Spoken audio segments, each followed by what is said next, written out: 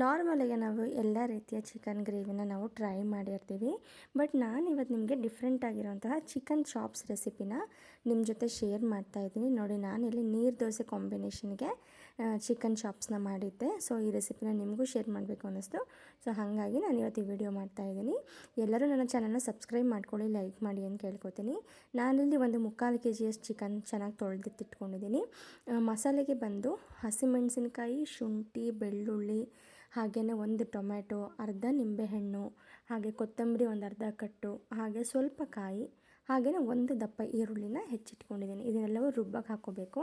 ನಿಂಬೆಹಣ್ಣು ಒಂದು ಬಿಟ್ಟು, ಹಸಿಮೆಣಸಲ್ಲಿ ಖಾರ ನೋಡ್ಕೊಳ್ಳಿ ನೀವು. ಖಾರ ಇತ್ತು ಅಂದರೆ ಒಂದು 5ರಿಂದ 6 ಹಾಕಿ, ಖಾರ ಇಲ್ಲ ಅಂದರೆ ಒಂದು 10 ಹಸಿಮೆಣಸಿನ್ಕಾಯಿ ಹಾಕ್ಕೊಳ್ಳಿ.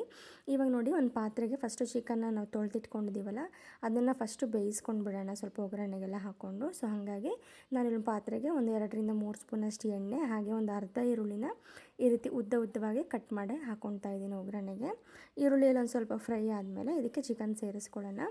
ನೋಡಿ, ಚಿಕನ್ನ ಹಾಕ್ಬಿಟ್ಟು ಇದಕ್ಕೆ ರುಚಿಗೆ ತಕ್ಕಷ್ಟು ಉಪ್ಪು, ಹಾಗೆಯೇ ಸ್ವಲ್ಪ ಅರಶಿನ ಸೇರಿಸ್ಕೊಂಡು ನಾವು ಚೆನ್ನಾಗಿ ಮಿಕ್ಸ್ ಮಾಡ್ಕೋಬೇಕು. ಇದನ್ನ ಚೆನ್ನಾಗಿ ಉಪ್ಪು ಎಲ್ಲ ಅರಶಿನ ಎಲ್ಲ ಚೆನ್ನಾಗಿ ಹಿಡಿಬೇಕು. ಅಲ್ಲಿವರೆಗೂ ಚೆನ್ನಾಗಿ ಮಿಕ್ಸ್ ಮಾಡಿಕೊಂಡು ನೀಟಾಗಿ ಇದರಲ್ಲಿರೋಂತಹ ನೀರಿನ ಅಂಶನೆಲ್ಲ ಡ್ರೈ ಆಗೋವರೆಗೂ ನಾವು ಇದನ್ನು ಸ್ವಲ್ಪ ಹಿಂಗೆ ಆಯಿಲಲ್ಲೇ ಫ್ರೈ ಮಾಡ್ಕೊಳ್ಳೋಣ. ಇವಾಗ ಇದಕ್ಕೆ ಬೇಕಾಗಿರೋಂತಹ ಮಸಾಲೆನ ರುಬ್ಕೊಂಬಿಡೋಣ ಬನ್ನಿ. ಇವಾಗ ಒಂದು ಮಿಕ್ಸಿ ಜಾರಿಗೆ ನಾನು ಆವಾಗಲೇ ಏನು ಇಂಗ್ರೀಡಿಯೆಂಟ್ಸ್ನ ತೋರಿಸಿದ್ನಲ್ಲ, ಸೊ ಅದೆಲ್ಲವನ್ನು ಮಿಕ್ಸಿಗೆ ಹಾಕೋಣ. ಅಂದಾಜು ನೀವು ಒಂದು 3/4 kgಗೆ ಒಂದು 5 ಬೆಳ್ಳುಳ್ಳಿ, 1 ಇಂಚಷ್ಟು ಶುಂಠಿ, ಹಾಗೆಯೇ ಟೊಮ್ಯಾಟೊ. ಚಾಪ್ಸಿಗೆ ನಮಗೆ ಕಲರ್ ಕೊಡೋದೇ ಕೊತ್ತಂಬರಿ ಸೊಪ್ಪು. ಸೊ ಹಾಗಾಗಿ ಸ್ವಲ್ಪ ಕೊತ್ತಂಬರಿ ಸೊಪ್ಪನ್ನ ಜಾಸ್ತಿನೇ ಹಾಕ್ಕೊಳ್ಳಿ. ಇದಿಷ್ಟನ್ನು ಜಾರ್ಗೆ ಹಾಕ್ಕೊಂಡು ಧನಿಯಾ ಪುಡಿನ ನಾನು ಒಂದು 2 ಸ್ಪೂನು ಧನಿಯಾ ಪೌಡರು, ಹಾಗೆಯೇ ಲವಂಗ ಬಂದು ಒಂದು 7ರಿಂದ 8 ಲವಂಗ, ಹಾಗೆಯೇ ಚಕ್ಕೆ ಒಂದು ಸ್ವಲ್ಪ ತೋರಿಸ್ತೀನಿ ನೋಡಿ ನಾನು ಈ ರೀತಿ ಪೀಸಲ್ಲಿ ಒಂದು 2ರಿಂದ 3 ಈ ರೀತಿ ಕೈಯೆಲ್ಲ ಮುರಿದು ಹಾಕೋತಾ ಇದ್ದೀನಿ. ಇದಕ್ಕೆ ಖಾರದ ಪುಡಿ ಸೇರಿಸೋ ಅವಶ್ಯಕತೆ ಇಲ್ಲ.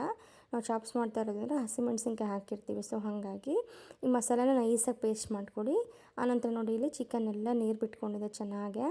ಈ ರೀತಿ ಚೆನ್ನಾಗಿ ಬೇಯಿಸ್ಕೊಂಡ್ರೆ ನಮಗೆ ಸಾಂಬಾರು ಅನ್ನೋದು ರುಚಿ ಬರುತ್ತೆ. ಸೊ ಹಾಗಾಗಿ ಇವಾಗ ಇದಕ್ಕೇ ನಾವು ಅರ್ಧ ಹೋಳು ನಿಂಬೆಹಣ್ಣು ತೊಗೊಂಡಿದ್ವಲ್ಲ, ಅದನ್ನು ಹಿಂಡ್ಕೊಂಬಿಡಿ. ಈ ರೀತಿ ಡ್ರೈ ನಾವು ಮಾಡುವಾಗಲೇ ನಿಂಬೆಹಣ್ಣು ಹಾಕ್ಕೊಂಡ್ರೆ ಅದು ಚಿಕನಲ್ಲಿರೋಂಥ ಹೀಟಿನ ಅಂಶ ಆಗಿರ್ಬೋದು ಅಥವಾ ಬ್ಯಾಡ್ ಸ್ಮೆಲ್ಲೆಲ್ಲ ಹೊರಟೋಗುತ್ತೆ. ಸೊ ಹಾಗಾಗಿ ಒಂದು ಸರಿ ನೀವೆಲ್ಲ ನೀಟಾಗಿ ಕೈ ಆಡ್ಕೊಂಡ್ಬಿಟ್ಟು ಈಗ ರುಬ್ಬಿರೋಂತಹ ಮಸಾಲೆನ ಸೇರಿಸ್ಕೊಂಡು ನೀವು ನೀರು ನೋಡ್ಕೊಳ್ಳಿ. ನೀವು ಗಟ್ಟಿಯಾಗಬೇಕಾ ಅಥವಾ ಚಾಪ್ಸ್ ಸ್ವಲ್ಪ ಸಾಂಬಾರು ಥರ ಇರಲಿ ಅಂದರೆ ನೀರು ನೋಡಿಕೊಂಡು ಕನ್ಸಿಸ್ಟೆನ್ಸಿ ನೋಡ್ಕೊಂಡು ನೀವು ನೀರು ಹಾಕ್ಕೊಳ್ಳಿ.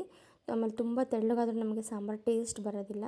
ಸೊ ಹಾಗಾಗಿ ನೋಡಿ, ನಾನು ಇಷ್ಟೇ ನೀರು ಸೇರಿಸ್ಕೊತಾ ಇದ್ದೀನಿ, ಜಾಸ್ತಿ ಇಲ್ಲ, ಸ್ವಲ್ಪ ಗಟ್ಟಿಯಾಗಿ ಮಾಡ್ಕೊತಾ ಇದ್ದೀನಿ. ನೋಡಿ, ಈ ರೀತಿ ನೊರೆ ಬರುತ್ತೆ.